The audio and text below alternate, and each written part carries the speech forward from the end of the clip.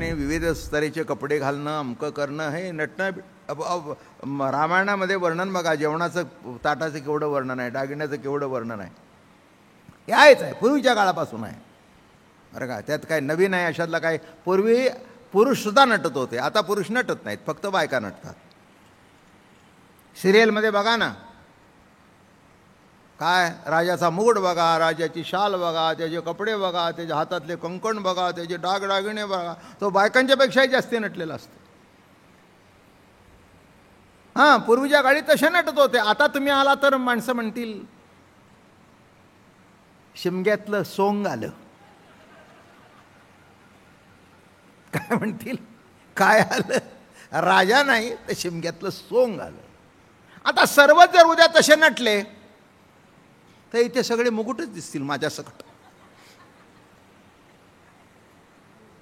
हो, म्हणजे काय केवळाला काय निघेल. मगाशीच मी पेपरमध्ये वाचलं, आता जॅकेटचं फॅड निघालं आहे. आता बघा, आता पूर्वी कसे सदरा आणि जॅकेट घालत होतं, मी पुष्कळ वर्ष वापरलं. आता पॅन्टवर सुद्धा जॅकेट आहे बरं का. निळ्या प्रकारची जॅकेट, म्हणजे काही व्ही शेपची, काही अशी बंद. आज पेपरमध्ये वाचलं की तिथे दिले त्याने की जवळजवळ एक जॅकेट खपत नव्हतं, तिथे 10,000 जॅकेटची मागणी आहे. जॅकेटची फॅशन झाली. मग जॅकेटचा 10,000, मुकुट तर शृंगारच आहे. काय सुंदर दिसतील नाही सगळी मंडळी. बायकांनी सुद्धा मुकुट घातलेले, दागदागिने घातलेले, पुरुषसुद्धा दागदागिने. काय किती सुंदर दिसेल. एक लक्षात ठेवा, एकाने घातलं तर टीका होईल, सर्वांनी घातलं तर रीत होईल. तर सरळ गणित आहे. काय विशेष आहे त्याच्यातलं असं काही नाही. एखादी फॅशन निघते, कमी होते. पूर्वी आमच्या काळामध्ये पॅन्ट एवढी लांब असायची,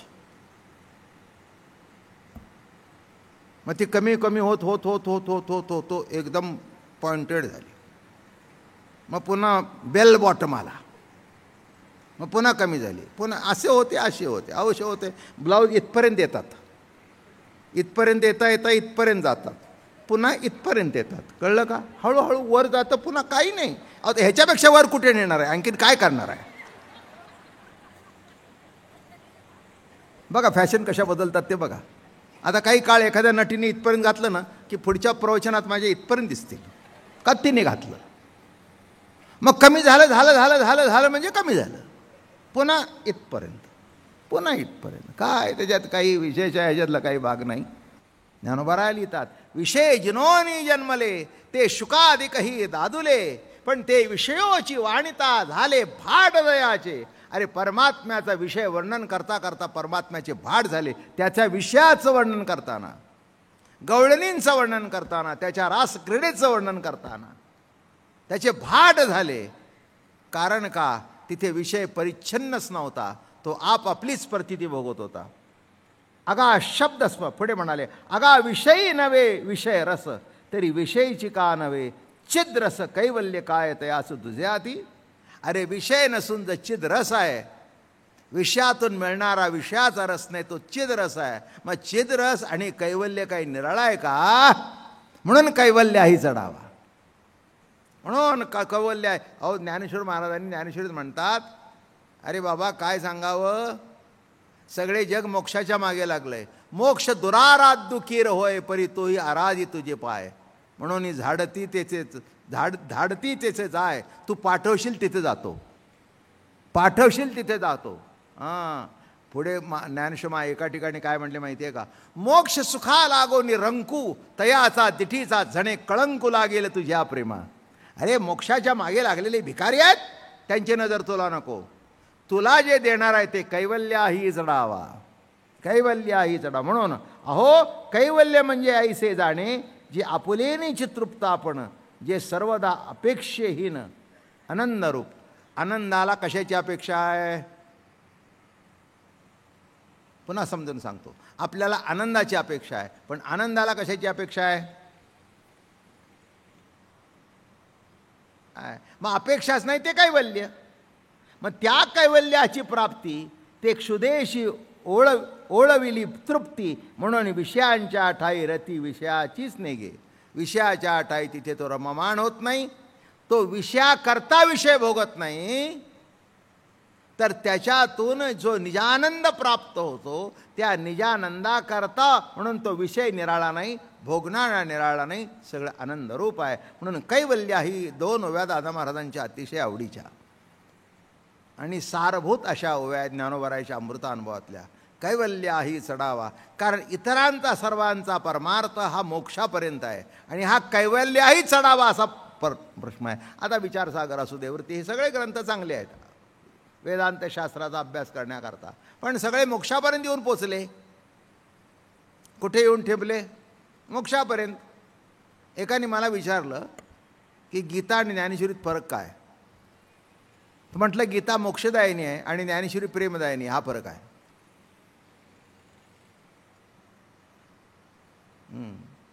कारण मोक्ष प्रधान हे शास्त्र असं म्हटलंय, पण ज्ञानेश्वरी काय म्हणते? प्रेमा करता.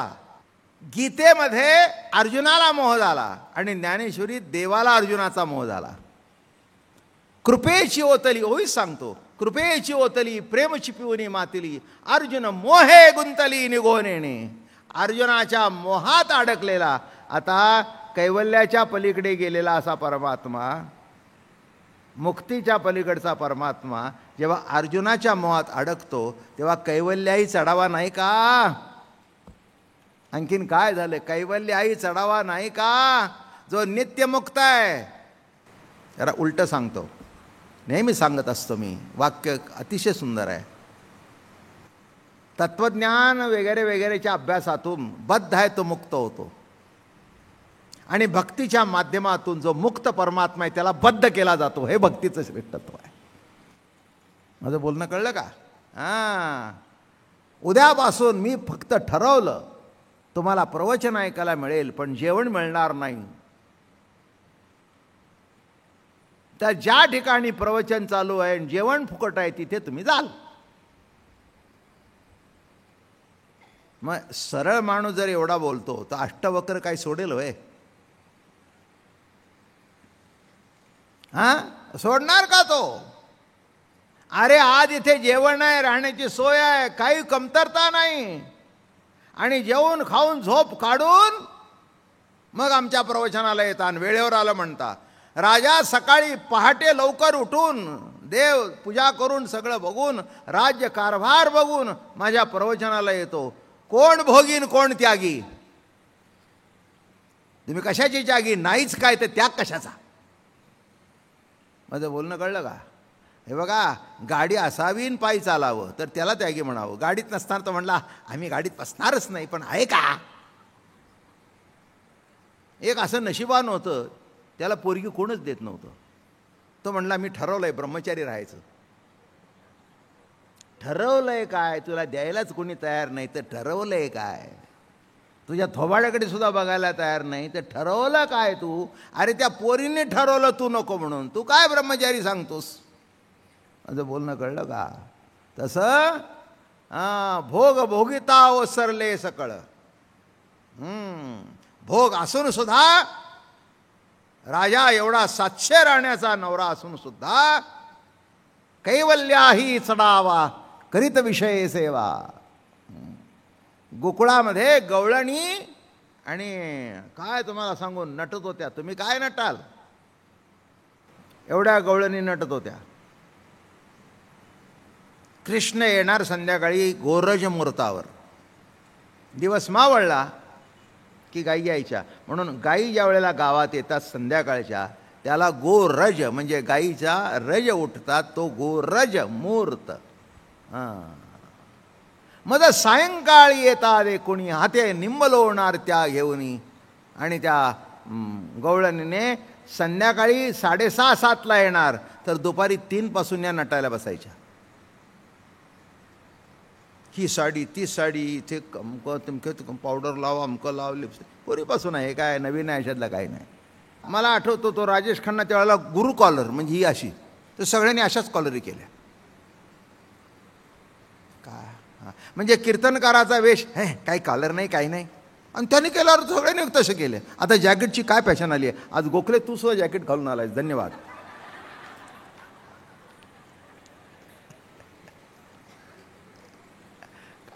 The fashion of the day. आहे काय काळाची फॅशन आहे ती.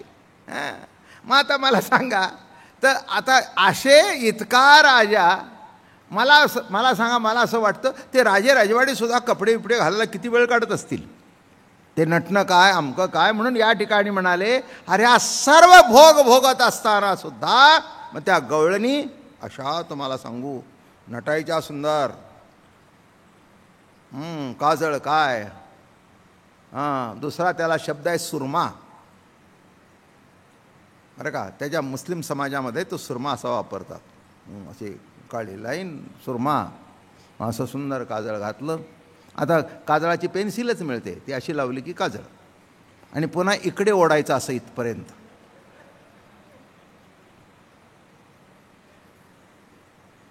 आता मी या जगात राहतो म्हणून सांगतो, काय मी वरून खाली येत नाही ना, काय ते उगीच इथपर्यंत कानापर्यंत ते काय दिसतं काय मलाही काही कळत नाही. काय आपल्याला काही करायचं ना, आपल्याला कळत नाही तर बोलू नाही. तुम्हाला घ्यायचं तर कळतं का? नाही कळत. आमचं आपलं हे पूर्वीपासून पागोट आहे ते आहेच आहे, त्याच्यात काही फरक नाही आहे. तेव्हा अशा नटायच्या. मग दुसरी कोणीतरी, अगदी एवढी नटतेस, तुझ्याकडे कृष्ण बघायला बसलाय, कृष्ण तुझ्याकडेच बघणार आहे का? तुझ्यासारख्या लाखो नटून उभ्या आहेत.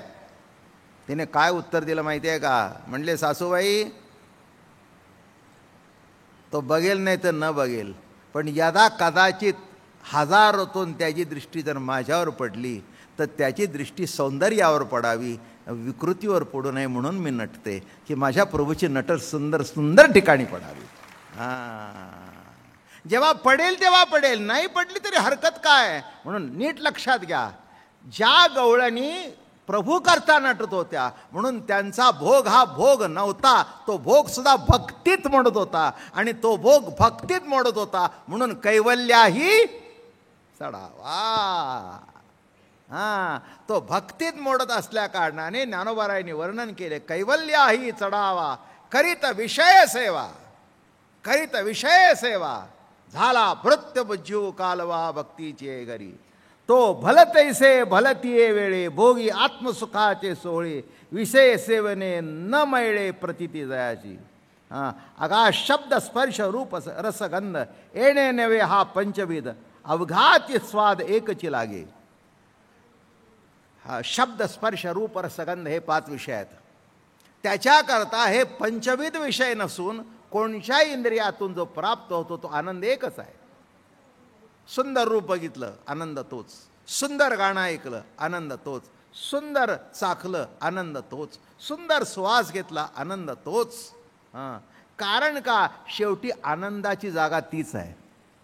म्हणून विषय 5 असतील, विषय भिन्न असतील, पण आनंद एक, आणि तो आनंदावर लक्ष ठेवतो.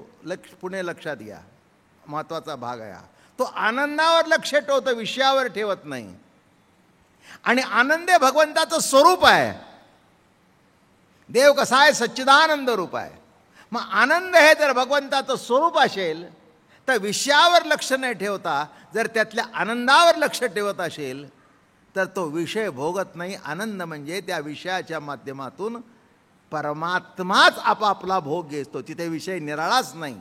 भोग भोगिता हो सरले सकळ, सर्व संपलं, निराळं काही राहिलं नाही. आणि म्हणून गवळणींच्या ओहो सुंदर हो आठवल्या काय ज्ञानोबारांनी लिहिले बघा.